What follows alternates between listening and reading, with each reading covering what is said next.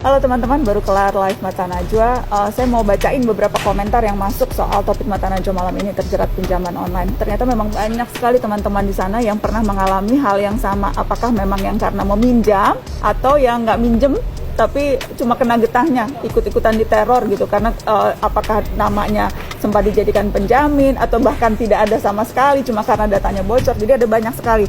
Saya sering dapat orang lain yang ngutang, SMS-nya ke gue, isinya mohon untuk pelunasan pinjaman atas nama si A, beritahu si A untuk menyelesaikan tanggung jawabnya. Ini juga seperti kejadian dengan Mbak Nafa Urbah yang tadi saya wawancara di Mata Najwa, kalau teman-teman nyimak.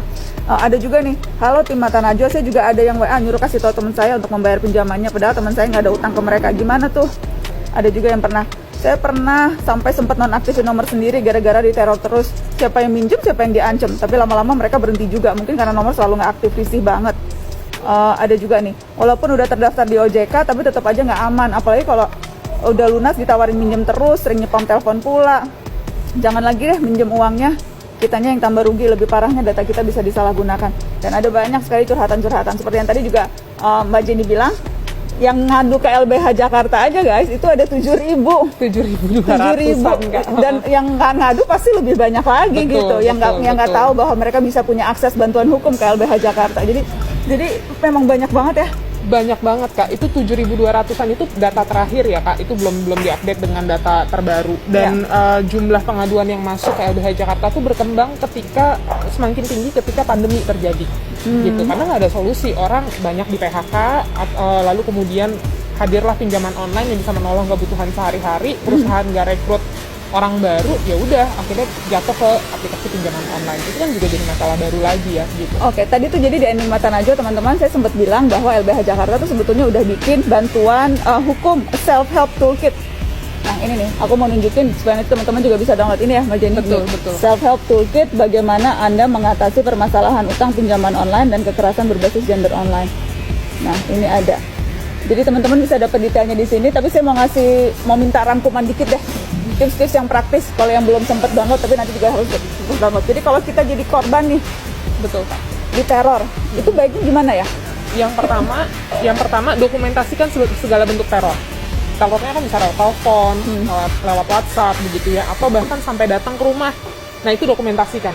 Kenapa penting untuk didokumentasikan? Di self-help toolkit ini dijelaskan sebenarnya, supaya kalau teman-teman mau melakukan pelaporan pidana, polisi itu selalu nanya buktinya mana. Walaupun beban pembuktian ada di kepolisian, tapi buktinya mana? Gitu. Nah, bukti-bukti itu bisa jadi bukti-bukti awal teman-teman ketika lapor ke kepolisian. Jadi gitu ya. WA-WA-nya itu semuanya di screenshot ya. WA-WA ancaman dengan kata-kata kasar itu, aku tahu sebagian kasar banget, itu di screenshot untuk jadi bukti. Kalau telepon juga direkam, kalau datang juga direkam. Difoto, direkam, kalau perlu sampai kepada kontak si debt collectornya di screenshot. Gitu, itu bisa jadi bukti gitu ya. Itu tapi perlu kita balas nggak? Kalau di telepon, di WA dibalas nggak? Atau nggak usah diangkat sama sekali, di blok gitu? Persoalannya teman-teman pasti tahu, selama ini kalau direspon, dijawab, ada solusinya nggak ada gitu. Prakteknya adalah teman-teman respon itu cuma nambah stres, solusi nggak ada gitu. Jadi baiknya jangan digubris sama sekali. Nggak usah digubris, teman-teman langsung aja mengajukan restrukturisasi dan rescheduling Kak gitu. Di situ kita bikin panduannya sampai draftnya, teman-teman bisa akses di situ. Teman-teman tinggal ganti detailnya aja gitu ya, restrukturisasi dan reschedulingnya, lalu kemudian kirimkan ke aplikasi pinjaman online terkait. Datang langsung, minta tanda terima, atau kirimkan dengan mekanisme pengiriman tertracking gitu ya. Oke, dan itu kalau memang kamu udah berhubungan dengan si peminjam pinjol ini, itu kamu kirimkan ke mereka. Biasanya itu apa responnya setelah dikirimkan? Nih gue udah masukin nih restrukturisasi dan rescheduling pinjaman online. Biasanya responnya apa?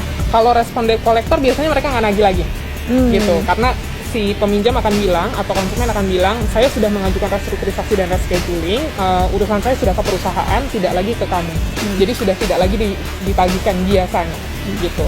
Dan biasanya juga kalau di restrukturisasi dan rescheduling itu kan ditembuskan ke LBH Jakarta dan ke OJK juga ditembuskan begitu. Jadi itu yang membuat debt collector tidak lagi menagih gitu. Nah, biasanya pun juga karena itu ditembuskan ke kita Kak. Jadi setiap bulan sekali itu kita recap. Setelah kita recap, kita kirimkan lagi ke perusahaan aplikasi pinjaman online-nya, kita tembuskan lagi ke OJK. Gitu. Kalau yang nggak minjem tapi jadi korban seperti tadi tuh Nafa Urba, atau banyak banget nih orang yang juga jadi korban di telepon-teleponin padahal nggak tahu apa-apa, itu gimana? Nah, dari situ sebenarnya kita bisa lihat ada dua kemungkinan, kebocoran data atau patut diduga datanya sengaja dibocorkan. Nah, kalau udah kayak begitu, lapor polisi, solusi yang bisa dilakukan gitu. Tapi sekali lagi juga perlu ada tekanan kuat sebenarnya ke aparat kepolisian kita. Nggak semua aparat kepolisian kita tuh punya perspektif yang clear soal itu. Jawabannya, oh ini perdata mbak, ini masalah perdata bukan urusan polisi. Itu banyak banget yang jawab kayak gitu.